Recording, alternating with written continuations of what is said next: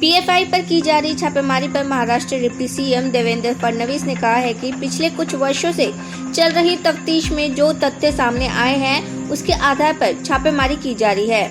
मैं किसी के ऊपर ठिकरा नहीं फोड़ना चाहता, लेकिन उनका जो काम था वह समाज में दरार पैदा करके देश को खोखला कर रहे थे। सुप्रीम कोर्ट ने शिंदे गुट की जीत, चुनाव आयोग की कार्रवाई पर नहीं लगेगी रोक। सुप्रीम कोर्ट से एकनाथ शिंदे गुट को राहत मिल गई है। शीर्ष अदालत ने शिवसेना सिंबल मामले में चुनाव आयोग की कार्रवाई पर रोक हटा दी है। उद्धव ठाकरे गुट की ओर से दाखिल आवेदन को खारिज कर दिया है। सुप्रीम कोर्ट की संविधान पीठ डिप्टी स्पीकर के अधिकार और विधायकों के खिलाफ अयोग्यता की कार्रवाई के अधिकार के मसले पर आगे सुनवाई जारी रखेगा। अनुराग ठाकुर ने राजस्थान के हंगामे को लेकर राहुल गांधी पर लगाया निशाना। केंद्रीय मंत्री अनुराग ठाकुर ने हमीरपुर में कहा कि राहुल जी की यात्रा पीट रही है, समर्थन नहीं मिल रहा है और राजस्थान में दो गुट लड़ रहे हैं और वो कांग्रेस को संभाल नहीं पा रहे हैं। उनका ऐसा ट्वीट करना उनकी मानसिकता को दिखाता है कि वो क्या सोच रहे हैं। दरअसल राहुल गांधी ने ट्वीट कर कहा कि आज बड़े उद्योगपतियों का कर्ज माफ किया जा रहा है। मौजूदा स्थिति से निपटने के लिए देश के पास पर्याप्त विदेशी भंडार। आर्थिक मामलों के सचिव अजय सेठ ने विदेशी मुद्रा भंडार में कमी को लेकर चिंता को खारिज करते हुए कहा है कि जरूरत से अधिक तूल दिया जा रहा है। उन्होंने कहा है कि मौजूदा स्थिति से पार पाने के लिए देश के पास विदेशी मुद्रा का पर्याप्त भंडार है। विदेशी मुद्रा भंडार लगातार 7वें सप्ताह घटा है और ये 16 सितंबर को समाप्त सप्ताह में होकर 545.65 अरब डॉलर पर आ गया है, जबकि मार्च 2022 में ये 607.31 अरब डॉलर था। मंत्री प्रताप सिंह खाचरियावास का बयान, राजस्थान का एक भी विधायक सोनिया और राहुल के खिलाफ नहीं। राजस्थान के मंत्री प्रताप सिंह खाचरियावास ने कहा कि बीजेपी जो कहती है या करती है उससे कांग्रेस कमजोर नहीं होगी। राजस्थान के कांग्रेस परिवार का अंदरूनी मामला है। नाराज हुए विधायकों ने इस्तीफा दिया। पारिवारिक मामला है। सोनिया गांधी राहुल गांधी के खिलाफ एक भी विधायक नहीं है। नवाब मलिक ने जमानत अर्जी पर कोर्ट में दाखिल की रिपोर्ट। महाराष्ट्र के पूर्व मंत्री नवाब मलिक की मेडिकल जांच के लिए कमेटी गठित करने के लिए ईडी की ओर से कोर्ट में आवेदन किया गया है। नवाब मलिक के वकीलों ने उनकी जमानत अर्जी पर रिपोर्ट दाखिल की। मेडिकल जमानत अर्जी पर अगली सुनवाई 10 अक्टूबर को होगी। बीएसएफ की बड़ी कार्रवाई, पाकिस्तान से आए शख्स को किया गिरफ्तार। भारत पाकिस्तान बॉर्डर श्रीगंगानगर में बीएसएफ की बड़ी कार्रवाई सामने आई है। तहरीक-ए-लबैक से जुड़ा 20 साल का मोहम्मद वकास गिरफ्तार किया गया है। आरोपी पाकिस्तान के भावनगर का रहने वाला है। खुफिया एजेंसी आरोपी से पूछताछ कर रही है। राजस्थान के सियासी संकट पर पर्यवेक्षक अजय माकन और मल्लिकार्जुन खड़गे ने कांग्रेस की अंतरिम अध्यक्ष सोनिया गांधी को लिखित में 9 पन्नों की रिपोर्ट सौंप दी। इस रिपोर्ट में गहलोत को क्लीन चिट दी गई है। बताया गया है कि तकनीकी तौर पर गहलोत जिम्मेदार नहीं है। साथ ही रिपोर्ट में प्रताप सिंह खाचरियावास धारीवाल पर कार्रवाई की अनुशंसा की गई है।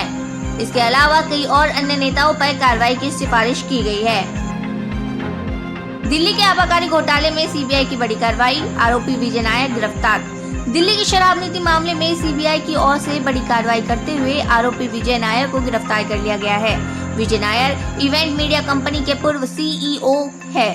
कुछ दिन पहले ही ईडी ने भी उनके ठिकानों पर छापा मारा था। विजय नायर को इस घोटाले का मुख्य आरोपी बताया जा रहा है। दिल्ली में कोरोना संक्रमण के मामले कम जरूर है, लेकिन खतरा अभी भी टला नहीं। पिछले 24 घंटे की बात करें तो देश की राजधानी कोरोना में 73 नए मामले सामने आए हैं। बता दें कि इस दौरान किसी भी मरीज की मौत नहीं हुई है। पिछले एक दिन में 59 लोग कोरोना से ठीक हुए हैं। नए मामले आने के बाद दिल्ली में एक्टिव मरीजों की संख्या 313 हो गई है। कुलगाम में सुरक्षा बलों के साथ मुठभेड़ में जैश के 3 आतंकी ढेर। पुलिस और सुरक्षा बलों ने पिछले 24 घंटों में कुलगाम में 2 अलग अलग अभियानों में एक पाक आतंकवादी सहित जैश-ए-मोहम्मद की 3 आतंकवादियों को मार गिराया है। मारे गए आतंकवादियों की पहचान मोहम्मद शफीक गनी और मोहम्मद आसिफ वानी के रूप में हुई है। विदेश मंत्री एस जयशंकर ने वॉशिंगटन की 4 दिवसीय आधिकारिक यात्रा पर इस बीच उन्होंने अमेरिका विदेश मंत्री एंटनी ब्लिंकन से मुलाकात की और कई मुद्दों पर चर्चा की। इसके बाद दोनों नेताओं ने संयुक्त प्रेस कॉन्फ्रेंस की। इस दौरान विदेश मंत्री एस जयशंकर ने तेल की बढ़ती कीमत से लेकर यूक्रेन रूस युद्ध तक कई मुद्दों पर अपनी बात रखी। उन्होंने कहा कि हम तेल को लेकर चिंतित है। तेल की कीमत हमारी कमर तोड़ रही है, ये हमारे लिए बड़ी चिंता की बात है। वहीं आतंकवाद को लेकर उन्होंने कहा कि मैं अंतर्राष्ट्रीय आतंकवाद से निपटने के लिए अमेरिका द्वारा दिए गए मजबूत सहयोग की सराहना करता हूँ। उन्होंने ये भी कहा कि बैठक में हमने अपने राजनीतिक समन्वय, महत्वपूर्ण क्षेत्रीय मुद्दों और वैश्विक चुनौतियों पर सहयोग पर आकलन का आदान प्रदान करने पर चर्चा की। हमने खास तौर पर यूक्रेन संघर्ष और भारत प्रशांत स्थिति गंभीरता से चर्चा की। उन्होंने कहा कि हमारी राष्ट्रीय आर्थिक तकनीकी सुरक्षा घनिष्ठ सहयोग से बड़ी है। Kerala state road transportation corporation ने PFI से 5 करोड़ रुपए हटाने की मांग की है। इसके लिए KSRTC ने केरल हाई कोर्ट का रुख किया है और PFI को हटाने के लिए आदेश जारी करने की मांग की। NIA और ED के रेड के खिलाफ संगठन के कार्यकर्ताओं ने राज्य में विरोध प्रदर्शन किया था, जिसमें हिंसा हो गई थी और राज्य परिवहन निगम की बसों में तोड़फोड़ और कथित रूप से आगाजनी की गई थी। परिवहन निगम ने अपनी संपत्ति के नुकसान का आकलन किया और 5.6 करोड़ रुपए का बिल बनाया। अमेरिका ने पाकिस्तान को F-16 लड़ाकू विमान के बेड़े के रखरखाव के लिए $45 करोड़ की वित्तीय सहायता को मंजूरी देने के फैसले का बचाव करते हुए कहा है कि स्पष्ट आतंकवादी खतरों से निपटने की इस्लामाबाद की क्षमता बढ़ाने के लिए विमानों का रखरखाव सुनिश्चित करने के वास्ते सैन्य उपकरण उपलब्ध कराना हमारा दायित्व है।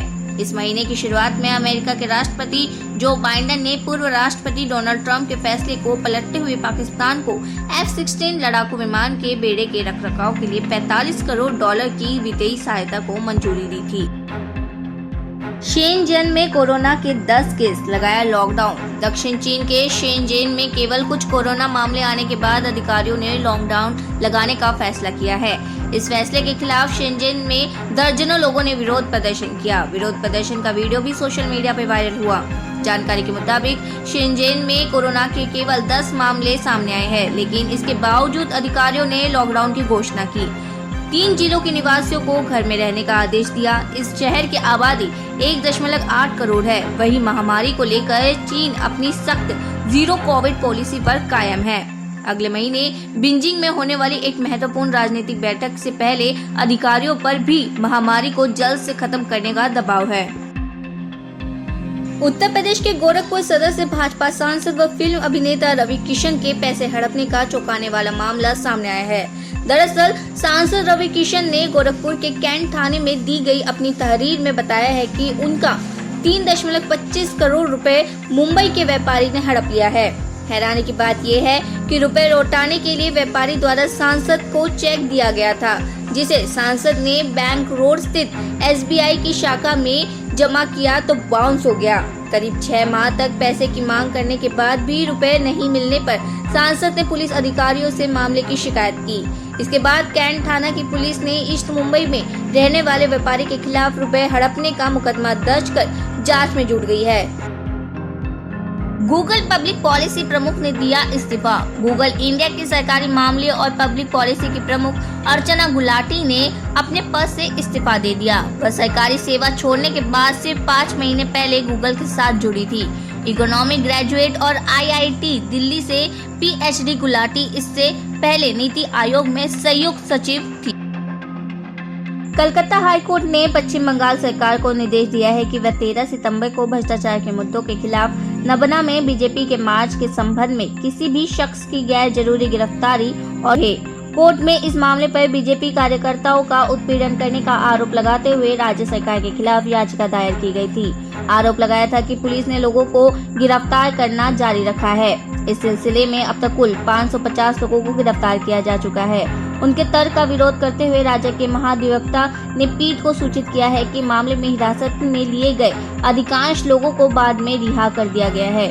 उन्होंने तर्क दिया कि बिना किसी कारण के किसी को गिरफ्तार नहीं किया गया है। याचिकाकर्ता को गिरफ्तार किए गए लोगों के नाम देने होंगे। सऊदी अरब के ताकतवर क्राउन प्रिंस को कल मंगलवार रात घोषित एक बड़े फेरबदल में पारंपरिक रूप से राजा की ओर से प्रधानमंत्री पद के लिए नामित किया गया है। सुल्तान सलमान बिन अब्दुल्ला हजीज अल सऊद ने कल क्राउन प्रिंस मोहम्मद बिन सलमान को देश के नए प्रधानमंत्री के रूप में नियुक्त करने के लिए एक शाही फरमान जारी कर दिया, जबकि शाही आदेश में विदेश और ऊर्जा समेत कई मंत्रालयों में कोई बदलाव नहीं किया गया है। पॉपुलर फ्रंट ऑफ इंडिया पर गृह मंत्रालय ने कड़ी कार्रवाई की है। एजेंसियों के इनपुट के बाद 5 साल का बैन लगा दिया गया है। इसके अलावा पीएफआई के सहयोगी संगठनों पर भी बैन लगाया है। गृह मंत्रालय की ओर से जारी लेटर में साफ लिखा है कि ये संगठन प्रत्यक्ष और अप्रत्यक्ष तौर पर पीएफआई की मदद करते थे। इसमें से कई संगठन ऐसे हैं जो कि फंडिंग किया करते थे। पीएफआई के सहयोगी संगठन जैसे Rehab India Foundation, Campus Front of India, All India Imam Council, National Confederation of Human Rights Organisation, National Women Front, Junior Front को भी बैन करने का बड़ा फैसला किया है।